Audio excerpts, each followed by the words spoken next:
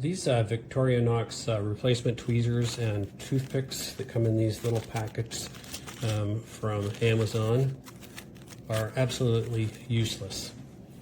The toothpick themselves, it's perfectly fine, and so are the tweezers. They seem to be reasonable, but when you put them in,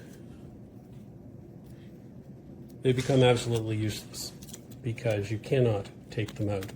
It's impossible to get those out without a tool.